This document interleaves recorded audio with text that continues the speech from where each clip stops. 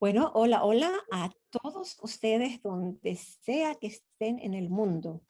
Y qué alegría estar hoy aquí con un maestro, un profesor, un querido amigo, el doctor Luis José Uzcategui, académico, antropólogo, psiquiatra. Em, Su entrenamiento en psiquiatría fue en la Universidad George Washington en USA. También es médico, por supuesto, médico de la Universidad de los Andes, profesor de posgrado en modelos de inteligencia emocional, expositor internacional en programas de gerencia emocional en empresas e instituciones de Venezuela, México, Estados Unidos, Puerto Rico, Chile, España, Perú. Y hoy yo estoy en Chipre, está conmigo aquí. Profesor invitado, Instituto Tecnológico de Monterrey, México, y trabajos de investigación, Oficina Panamericana de Salud USA. Y un gran ser humano. Y además especializado en el tema de ansiedad. Y este mes que estamos celebrando, el mes de la concientización sobre la salud mental, estábamos hablando, ¿qué es salud mental? ¿Qué significa ser ágil y estar en forma en salud mental? ¿Y cuánto juega la ansiedad en este asunto de ser saludable o no? Y más aún, ¿qué es la diferencia de cómo la mujer entra en ansiedad y cómo el hombre entra en ansiedad? Y ahí es donde el querido Luis José está con nosotros. Y hoy estoy entrevistando al doctor Luis José en la plataforma de IBF, International Breathwork Foundation, que es una institución no gubernamental y es un networking de personas que usamos la respiración consciente para la salud y el bienestar y el desarrollo y el crecimiento personal. Tenemos miembros en 42 países a nivel mundial. Fue creada en 1994, yo entré en 1999 y desde el 2016 IBF tiene se llama Special Consultative Status para el Council Social y Económico de las Naciones Unidas.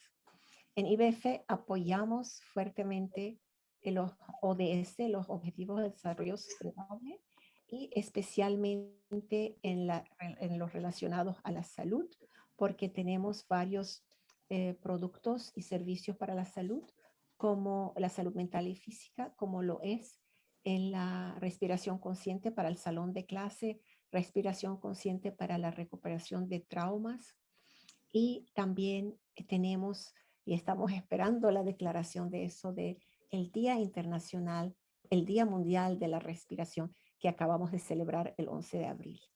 Y estamos muy, muy conectados con el objetivo 17, que es asociarnos, aliarnos para que no dejemos a nadie atrás, que todo el mundo tenga apoyo para su salud mental y física, para su educación y para todo lo que los ODS quieren expandir en el mundo.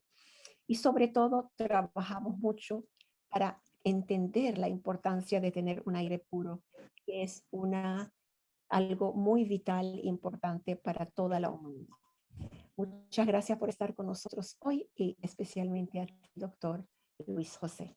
Bienvenido. Hola, Viola, qué bueno compartir con ustedes, qué grato estar en esta organización vinculados a través de esta actividad, ¿no? Y sobre un tema que es muy sensible e importante, ¿no?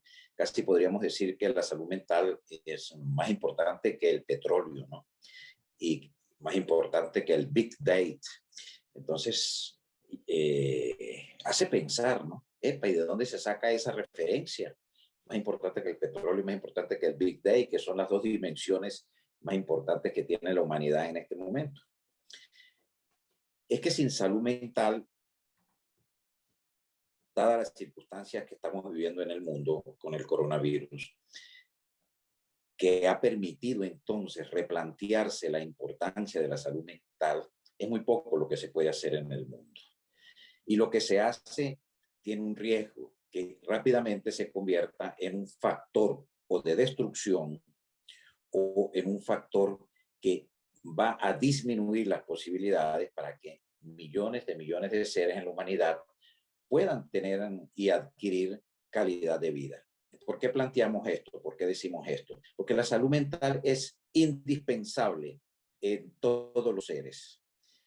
Tener acceso a datos es bien importante en el Big Day. Tener recursos económicos es bien importante a través de los ingresos petroleros.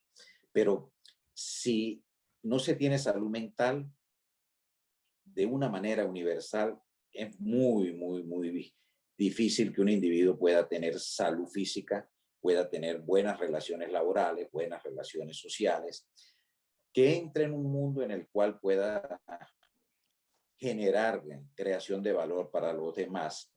Y algo fundamental, si los gobernantes y la gente que tiene decisiones básicas en la humanidad no tiene salud mental, entendiendo por salud mental la posibilidad de pensar en el otro, que es el eslabón, podemos trabajar un poco eso ahora, es el eslabón más moderno y del concepto sobre salud mental.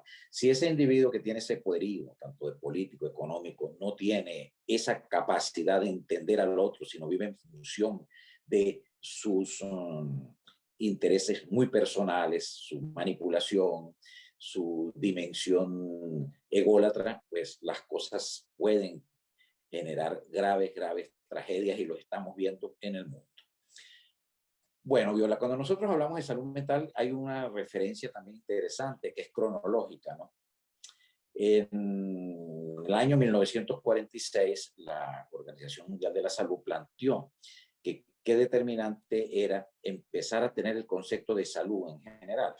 Es decir, que salud no era solamente ausencia de enfermedad, ausencia de diabetes, ausencia de hipertensión, traumatismos, etcétera, sino que salud también era la posibilidad que el individuo tenía de tener todos los recursos materiales más o menos adecuados, vivienda, transporte, seguridad social, todas las dimensiones políticas también, ¿no?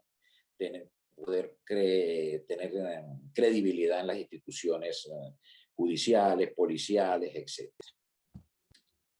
Obviamente, salud en este momento pues integra también el concepto de salud mental y entonces se fue desarrollando este concepto, pero que no dejaba de tener algún punto en el cual necesitaba un agregado. Y ese agregado es el que ha aparecido en los últimos años. Se interpreta que para plantearse la salud mental, qué útil puede ser que el individuo tenga capacidad de conocer cómo funciona su mente, conocer cómo puede individualmente agregarle valor al funcionamiento de su mente. Entonces es esa tercera dimensión la que hoy en día suma un valor muy importante al concepto de salud mental. Entonces, no es solamente ausencia de problemas o enfermedades mentales, no es solamente tener todas las circunstancias materiales en un nivel o un grado adecuado, sino que también es muy útil y muy determinante que este individuo pueda entrar al conocimiento, que tenga esa sensación de que tiene autonomía de sí mismo. Y eso solo se logra con el conocimiento de nuestra mente, de nuestras funciones, del por qué sentimos, cómo pensamos y cómo sentimos, qué utilidad tiene la respiración para construir respuestas emocionales mucho más estables, qué utilidad tiene poder actualizar las formas de pensar, las formas de interpretar lo que nos sucede a nosotros como individuos, lo que nos sucede en las relaciones sociales, las relaciones afectivas y lo que sucede en el mundo de afuera. Y cierro esto un poco con algo que está siendo muy retador para los próximos tiempos. En la actualidad, nunca la humanidad había pasado por una circunstancia tan particular con el fenómeno del coronavirus. Realmente nunca la humanidad había pasado por una situación tan particular, porque el coronavirus llega en un momento en el cual el hombre puede intercambiar ideas, emociones y comunicarse con miles de seres en fracciones de segundo. Esto, sin duda, tiene ciertas particularidades para afectar la mente. No existía en décadas atrás. Pero también entonces el coronavirus llega y genera en esta dimensión gigantesca de comunicación un bloqueo de la comunicación, un bloqueo o una disminución de las posibilidades de los afectos, que es lo que la cuarentena demanda. Esto aturdió al mundo, esto tambaleó al mundo. Y entonces es cuando, y por eso te comentaba que podemos cerrar esta secuencia de ideas con lo siguiente. Todo está afectado por las medidas del coronavirus.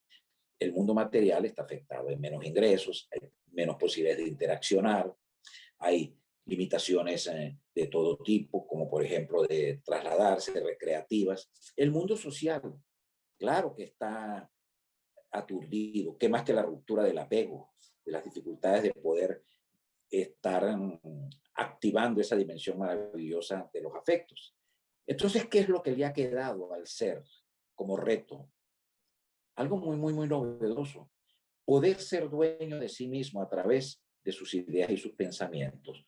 Poder tener conocimiento de lo que puede hacer con su mente. Porque eso es algo que, a no ser que se infeste del coronavirus y el coronavirus se convierta en un agente de alta letalidad desde el punto de vista de factor de enfermedad y nos toca el cerebro, queda el recurso entonces de autonomía para que la persona pueda plantearse y decir qué duro es la ruptura del apego, qué duro es la alteración del apego, porque el apego no solamente se modifica porque haya ruptura en las relaciones, sino porque hay abuso de relaciones y de cercanía, como es esa posibilidad de demasiado contacto afectivo, como lo están viviendo las parejas hoy en día, ¿no? Entonces, ¿qué queda como reto? El individuo que puede tener la posibilidad de conocer su mente, de tener autonomía de todas las funciones que comprometen a esa dimensión mental, pensamiento, conductas, entrenamientos. De modo que aparece entonces el tercer eslabón de la salud mental como algo prioritario y fundamental en la época en que estamos viviendo, vinculadas a esta situación catastrófica prácticamente del coronavirus, apocalíptica inclusive. Sí, sí. Qué bueno lo pusiste. Muy sabias palabras. Y de ahí, ¿cómo el individuo se enfrenta a eso? Y cómo se enfrenta a manejar el nivel de ansiedad ante la incertidumbre, ante la pérdida de trabajos, ante el que alguien de la familia esté enfermo y esté hospitalizado, ante el no poder movilizarse para ver los hijos? Hemos visto cómo los niños y los mayores han sufrido mucho en este espacio porque se les ha limitado en su expresión de ser. Al principio, cuando los abuelos no pueden pasar tiempo con sus nietos o para protegerlos, ni siquiera la gente los iba a ver, ¿verdad? Y todo esto, ¿cómo ha incrementado el nivel de ansiedad?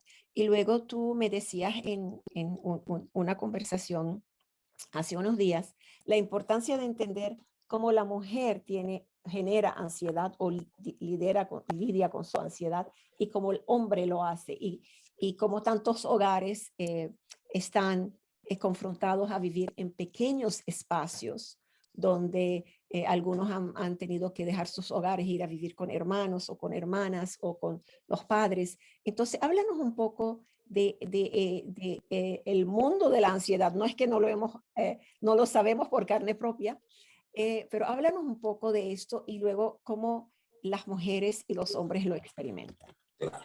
Dentro de las situaciones que se nos está presentando en la actualidad, indiscutiblemente que se ha hiperactivado el problema emocional más prevalente en la humanidad. No hay nada, no hay ninguna situación mental, ni física, ni orgánica, incluyendo cáncer, incluyendo accidentes automovilísticos, incluyendo problemas con el consumo de sustancias, alcohol, etc. No llegan a las cifras tan gigantescas que tienen los problemas de ansiedad. Los problemas de ansiedad hasta hace poco, año y medio, 2 años, tenían una referencia de 32%. Eso quiere decir que de cada 100 personas, prevalencia es eso. 32 en algún momento de su vida van a sufrir de un problema de ansiedad como tal. Es gigantesco. Simplemente observemos un poco lo que pasa a nuestro alrededor y entonces vamos a decir, ojo, entonces quiere decir que de 10 personas que nosotros conocemos, 3, y ahí estaremos nosotros incluidos, vamos a tener un problema de ansiedad en algún momento en nuestras vidas. Ok. Te digo que eso era una referencia hasta hace 2 años aproximadamente, porque no había aparecido la monstruosidad del coronavirus. ¿Qué es la ansiedad? Esa situación que es el gigante mórbido que le da más duro al humano en este momento. La ansiedad como función es la posibilidad que tiene el humano de contar con un activador y le dice, tú estás vivo. Como función normal, como función continua, mantenida, diaria. Tú estás vivo, epa, tú estás, tienes que generar alerta. Haz estrategias, porque la ansiedad a ese nivel, a esa intensidad adecuada, es la que nos hace pensar y decir, ¿y qué pasa si yo tomo la previsión de llegar temprano? ¿Y qué pasa si yo tomo la previsión de no cometer el mismo error? Ojo, aquí aparece la ansiedad como una de las fuentes de sabiduría tremendas. Nos permite aprender de nuestros errores. ¿Qué pasa si yo tomo la precaución de no cometer el mismo error y la misma imprudencia? Bueno, esa maravilla de función de la mente, que todos los tenemos, no con mucha frecuencia la utilizamos a esa intensidad, sino por una serie de circunstancias, de variables, empieza la ansiedad a subir de intensidad y se mantiene en el tiempo, días, semanas y a veces meses. Y ahí es cuando se da el trastorno de ansiedad. Son muy amplios los trastornos de ansiedad, que la problemática de ansiedad es muy, muy amplia. Entonces, esa función de la mente, que es la que nos dice, epa, tú estás vivo, una función de la mente que está todos los días con nosotros. Y si no, chequeamos lo siguiente. Los invito a que chequeemos lo siguiente. Esta mañana, o esta tarde, ¿usted tuvo rabia? ¿Usted tuvo tristeza? ¿Usted tuvo alegría? Pero le aseguro que si tuvo un poquito de ansiedad para organizarse, para preparar su tiempo, para estar a tiempo en la activación de las redes, del sistema que va a vincularse con las redes sociales, ese toquecito de ansiedad le dio posibilidades de hacer las cosas de la mejor manera, cambiarse el pañuelo para estar en 2 ambientes de comunicación con atuendos diferentes. Eso es producto de la ansiedad a una intensidad adecuada. Entonces, mire qué importante es la ansiedad. Como decíamos, cuando la ansiedad tiene un amanecer trágico, que es ¿cuál? Cuando la intensidad es muy alta o cuando se mantiene en el tiempo. Entonces empieza a afectar a la persona, claro está. Empieza a generar un alto gasto, empieza a crear una sensación de incomodidad, de malestar, empieza a hacer sumas, a hacer un efecto sumatorio de que se activan otras funciones de la mente, como es, por ejemplo, las ideas negativas. Se empieza a generar alteraciones en la comunicación, conflictos de familia, de pareja. Se le da latigazos a funciones tan importantes como es la atención y la memoria. Latigazos en el sentido de que no mantiene la estabilidad que debería mantener la atención en ciertas cosas y la memoria, sino empieza a disminuirse o empieza a alterarse. Por ejemplo, la hiperatención en los síntomas orgánicos, muy frecuente en un cuadro que es el trastorno de pánico, donde la mente empieza a focalizarse en cualquier circunstancia sensorial, pequeño dolor, un pequeño cambio de temperatura, una pequeña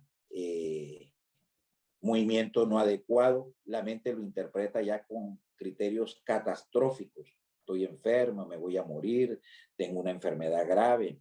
Y sin duda, pues aquí aparece el fenómeno del coronavirus como un actor contemporáneo. Es la película más actual que tenemos y es la que tiene el rating más alto de la historia de la humanidad. El coronavirus en la mente del humano. ¿Qué pasa una vez que estamos ya en esa dimensión de problemas de ansiedad? Que sí, hay hechos muy útiles que pueden ser indicadores también del conocimiento que hablábamos inicialmente del tercer eslabón de la salud mental. Y es que vamos a abrir el compás de claridad y de logros científicos de que la mujer no es igual que el hombre. Eso es mentira. Ni el hombre es igual que la mujer. Otra cosa es que tengan los mismos derechos. Claro, sí. Otra cosa es que tengan las mismas posibilidades, sin duda.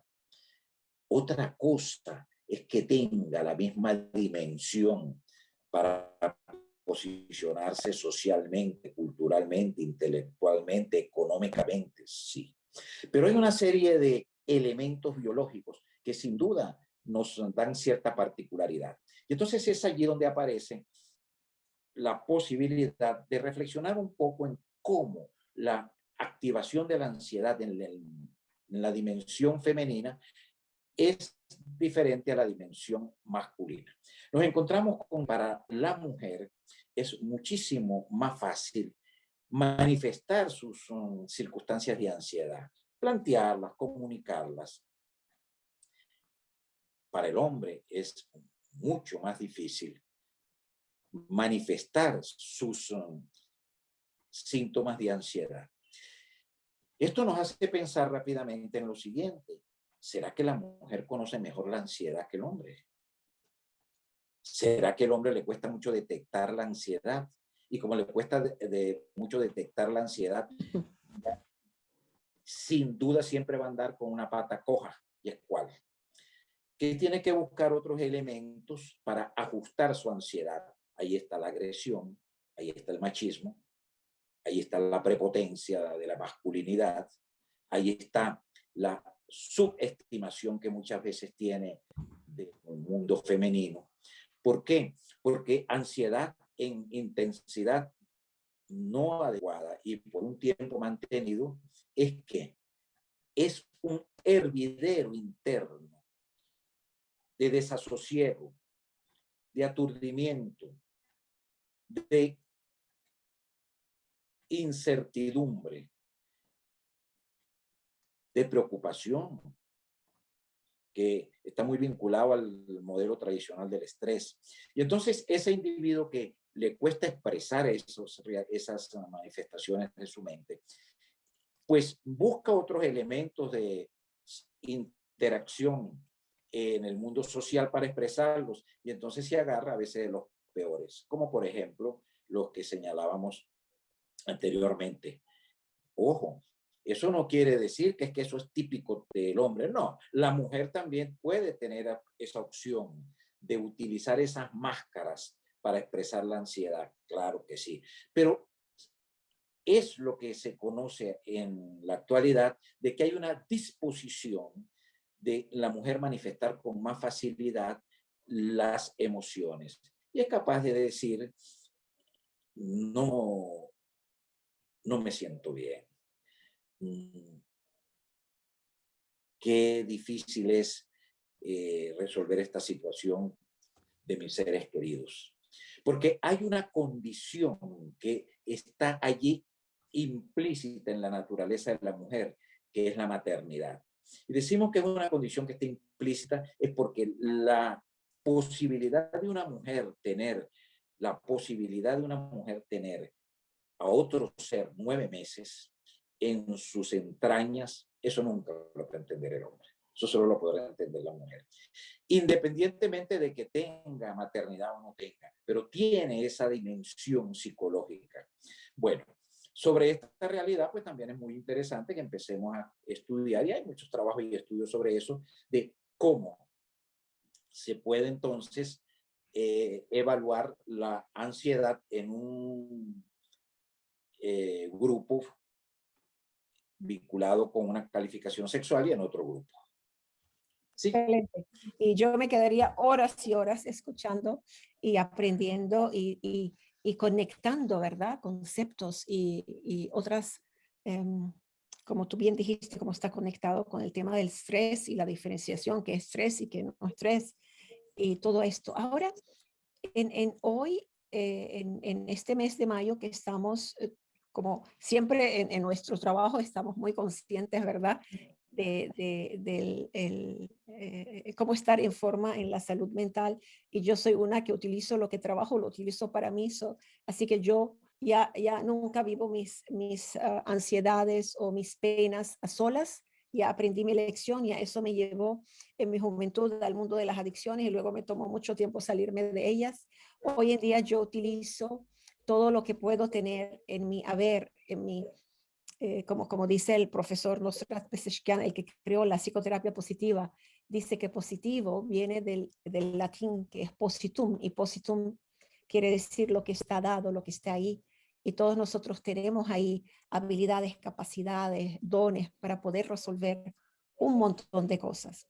Y él dice que los principios del bienestar son tres. Uno, entender el positum y ver toda la fotografía, ver todo el escenario, no solo la parte negativa o no solo la parte que queremos ver.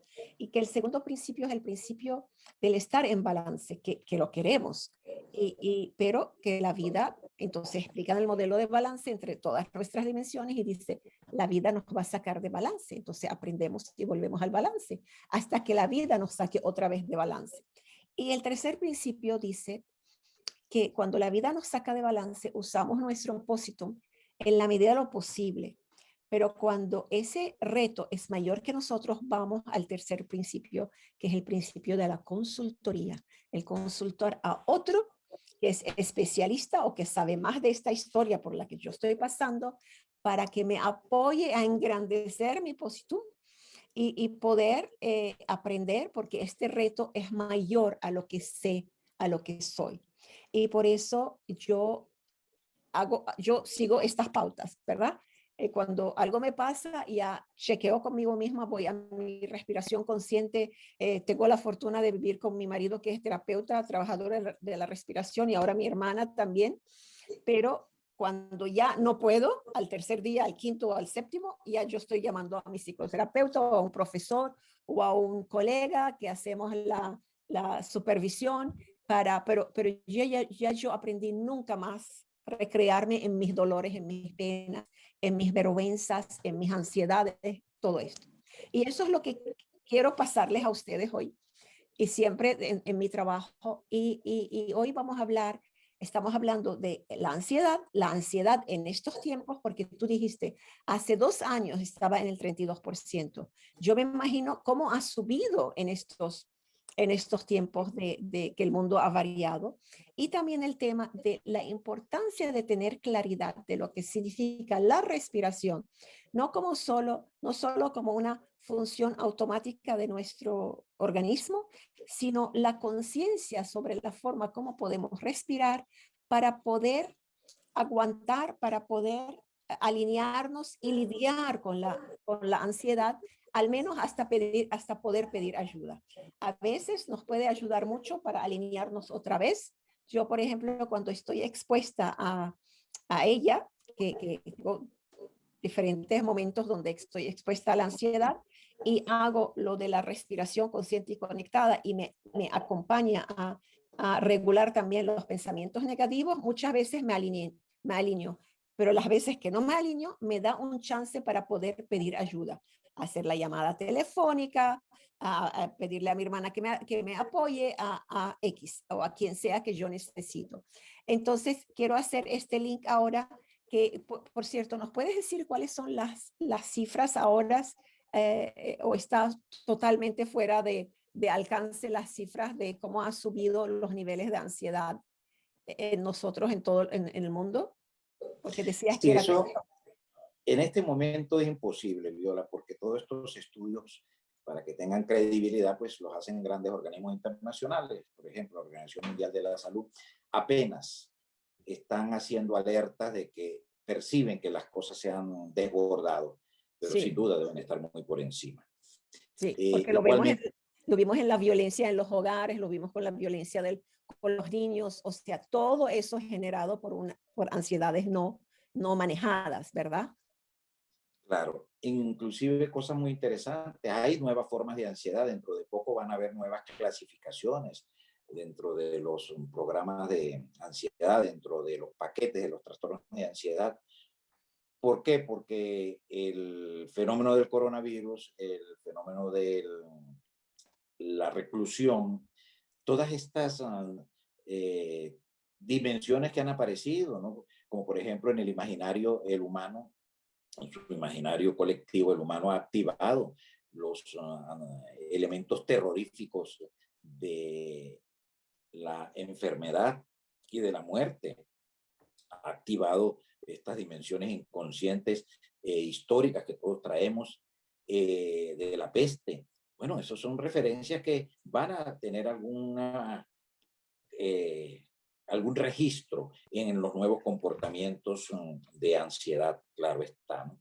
Pero fíjate, Viola, que tú decías algo que es muy útil, que es uno de los enfoques de los programas de psicoterapia moderna, ¿no? Tú decías, en la respiración consciente, el objetivo es que el individuo pueda tener conciencia de una función tan maravillosa y que produce tanta estabilidad como es la respiración. Bueno, esto puede ser también, y es muy fácil utilizarlo como referencia de que uno de los grandes objetivos de los programas de terapia moderna es enseñar al individuo a hablar de las emociones con los otros. Porque esta circunstancia también del coronavirus ha destapado una olla que se veía que algo había muy malo, pero no se había abierto. Y es que la carencia de apoyo de especialistas en el mundo de la salud mental es gigantesca. Si antes había dificultades para ofrecer atención, hoy en día explotó esta realidad, se abrió la tapa.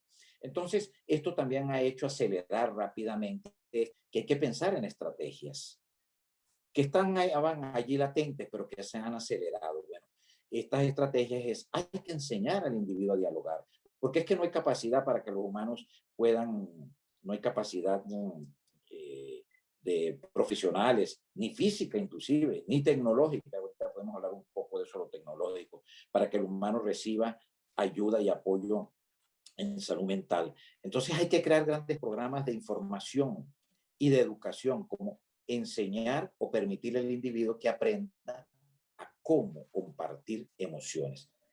Va a ayudar mucho eso.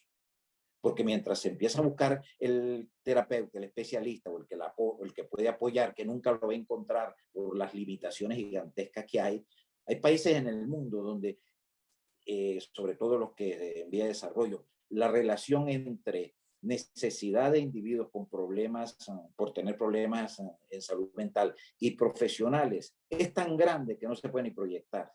Algunos hablan de que se necesita, que un profesional está atendiendo a 100,000 personas, otros hablan de que están atendiendo a 1,000,000 de personas. Esto es extremadamente catastrófico, porque ¿cómo puede ofrecer atención un profesional a 10,000, 100,000 o 1,000,000 de personas? Imposible. Hay grupos de países desarrollados donde sí hay una relación, 20 personas por profesional, 100 personas por profesional, etc.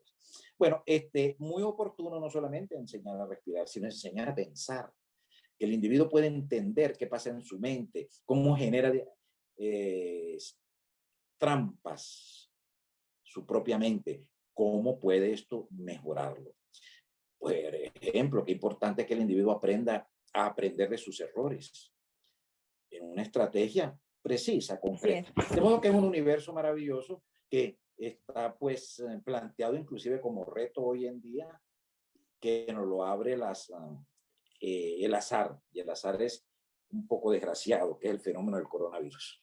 Sí, y decimos que también consideramos la terapia muchos de mis colegas no lo llaman terapia, la metodología o la bendición de tener la respiración consciente y conectada o tener conciencia de cómo respiramos y cómo podemos alterar la respiración.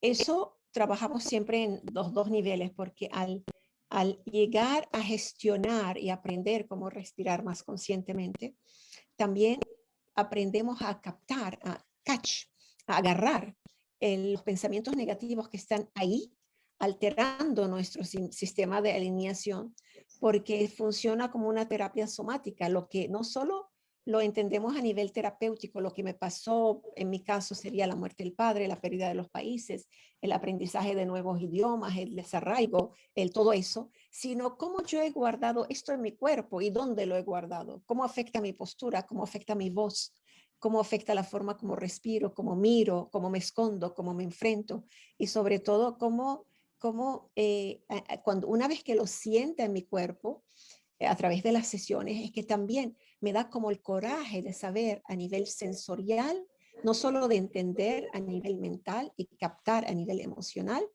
en forma holística de cuán prisionera he sido o cuán disfuncional he podido sobrevivir, qué he utilizado para sobrevivir y poder liberarme. En mi caso personal ha sido como, eh, o sea, no lo podría explicar con palabras, porque la combinación de la psicoterapia con el trabajo de la respiración es lo que yo logré ser la persona que soy hoy en día y poder sanar lo que afecté en mi cuerpo por ser una fumadora en cadena y el alcohol, pero también cómo he podido sanar esa victimidad, ¿cómo se dice victimhood? Esa persona que siempre perdía y parecía que nunca podría llegar a ser lo que yo algún día soñé que podría ser. Y Claro, todo este conflicto de pertenecer a una tribu, pero a la vez de ser libre y todas esas cosas, pero todos sabemos que al nacer somos todos seres humanos, pero para llegar a ser seres personas nos toma mucho tiempo de cuidado, de educación, de aprendizaje, de desaprendizaje, de volver a aprender. Y en eso, si estás conectado con tu respiración consciente y si te conectas con esta fundación IBF, International Breathwork Foundation, que nos tiene a un montón de nosotros que estamos acá, que somos amantes de esa metodología y que la podemos usar sola o adicionada a otras metodologías o prácticas, o en algunos casos un cliente mío puede estar viendo a otro psicoterapeuta o psiquiatra y a la vez haciendo unas respiraciones conmigo y los dos profesionales están trabajando en conjunto, lo cual es maravilloso. Y recuerden, nosotros no vamos a psicoterapia o a la mentoría de respiración solo porque tenemos problemas, sino somos seres infinitos de posibilidades. Y a veces vamos a ver qué más puedo hacer, qué más puedo, cómo puedo servir al prójimo, qué más puedo hacer para países que quizás nunca conocí a nadie de ese país, pero me duele cada vez que escucho el nombre de este país, me duele lo que pasa. ¿Cómo puedo ayudar más? ¿Cómo puedo extenderme? No solo en mi autonomía, en mi salud, sino en mi empatía hacia el otro. Y ese otro es amplio y yo soy parte de ese otro. ¿Sabes, Viola, sí, perdón. que es muy útil ofrecer la posibilidad de que piensen en este escenario que es muy, muy, muy aplicable en la actualidad? Y es que sin duda que todo modelo de trabajo que tiene el respaldo de un profesional serio va a hacer grandes logros. No hay uno en particular, todos. Así es. La respiración consciente, como programas de psicoterapia particulares, ciertas estrategias psicofarmacológicas sustentadas en profesionales. Eso es muy útil tenerlo en cuenta, ¿no? Porque salimos también de la trampa de creer que es lo que nosotros hacemos lo mejor. No. Así Lo es. mejor es lo que construye un terapeuta con un paciente. De pronto, ese paciente con otro terapeuta construye lo mejor también. Esa versatilidad es libertad. El otro punto muy útil que también nos enriquece es que ya los modelos de aplicación de cualquier formato de que fomenten la salud mental, cualquiera, son portátiles. ¿En qué sentido? No necesitamos estar en el consultorio, no necesitamos estar en ambientes particulares, posiciones particulares. No, porque si no, pues serían extremadamente inoperantes e ineficientes en un mundo de movilización, de actividad. No, ya las técnicas de relajación, de respiración terapéuticas, es andando, es caminando por la calle, es montado en el autobús donde yo puedo hacer respiración consciente, donde yo puedo hacer relajación, donde Así yo puedo modernizar mis esquemas de pensamiento, donde yo puedo empezar inclusive a darme el lujo de pensar sobre mi pensamiento. Esto también es muy interesante porque esto facilita los recursos terapéuticos que cada vez son más útiles si los podemos utilizar en el mundo de la cotidianidad, en cualquier circunstancia, en cualquier episodio. De modo que ese es también un planteamiento muy interesante que también estimula mucho a buscar ayuda, porque ya no es que tengo que estar allí en el consultorio del profesional para yo recibir mis estrategias terapéuticas. No, eso ya Así es es. suyo y usted lo va a hacer donde le dé la gana, Así es. con quien Y le dé la usar gana, supositum y pedir cuando le dé la apoyo. gana. Así es. Y me decía en estos días un joven de de alguna de estas organizaciones de juventud, ¿por qué hay tantos tabús sobre la salud mental? ¿Por qué tú crees que hay tantos tabús sobre la salud mental? Y quizás con Porque eso. siempre ha estado vinculado esto a la enfermedad mental. Y la enfermedad mental pues tiene todos los vínculos con lo misterioso que es lo que sucede en un sistema que de pronto empieza a ver personajes que no existen, a viajar a sitios que son dantescos, ir al infierno y subir. Entonces, eso ha quedado marcado allí. Eso ha quedado dentro de la conformación del pensamiento mágico de la locura, que es cuando se correlaciona ese mundo de funcionamiento de la mente modificado con referencias poco comprensibles y poco entendibles, ¿no? ¿Cómo puedo yo entender que un paciente me dice que hace media hora estuvo en Marte, que pudo resolver el problema con los marcianos? Pues, si no es profesional, pues eso aturde mucho, ¿no? Un individuo que alucina y que ve objetos y personajes que le es difícil a otra persona entender cómo lo puedes ver. Sí. Y qué peligroso es para ser más nítido en la forma como la locura genera tanto terror y tanto miedo, que llegue una persona y le diga, estoy adivinando su pensamiento, yo sé lo que usted piensa. Primero le genera un gran terror y un temor de que eso pueda ser verdad. Pues le puedo Imagínate decir, lo que, un penique por mis pensamientos, entonces no serán por los tuyos. imagínate tú lo que puede pasar si uno pudiese adivinar los pensamientos del otro. Pero el que está en una situación de enfermedad mental o de un tipo de enfermedad mental, lo dice con tanta seguridad y lo dice con tanta propiedad genuina, que nunca se puede comparar a la mentira que dice el individuo que sabe que están mintiendo, ¿no? El corrupto, por ejemplo. Porque este sí cree en eso.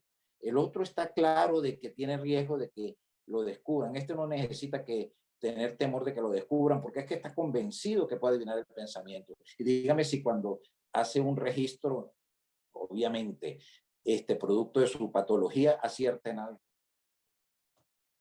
Bueno, es un mundo maravilloso. Es Es un un mundo mundo donde maravilloso. Ahora, el mundo de la tenemos salud mental y oportunidades. estar ágil y en forma y brillando de la salud mental no es de esto último de lo que estamos hablando, es poder lidiar, así como, a ver qué te parece. Yo últimamente estoy diciendo, imagínate la psique como un órgano, ¿no? Si te empieza a doler el órgano, lo puedes aguantar un día, 2, 3, 4 semanas, pero luego no puedes, es que no puedes porque te vas a desmayar de dolor, no te vas a poder levantarte. Entonces, de alguna forma, vamos, les apoyo a que ya no abusen más de este órgano de la psique. Y cuando ya se queja, cuando hay cosas que nos aturden por un tiempo más de lo acertado, decías tú, vamos a pedir ayuda y ayuda al profesional adecuado. Si no sabes a quién, recurre a uno y si no te gusta, vas a buscar el otro. Y hoy en día hay tanta información ahí, no para llenarnos de información, sino para usarla sabiamente y con ecuanimidad para poder seleccionar de la mejor forma y manera. Yo les apoyo ahora a tener una profunda respiración desde la nariz. Mi esposo, que es ingeniero, siempre me dice cuánto en una profunda respiración. Lo que es profundo para ti. Y exhala desde la nariz también. Con calma, con tiempo.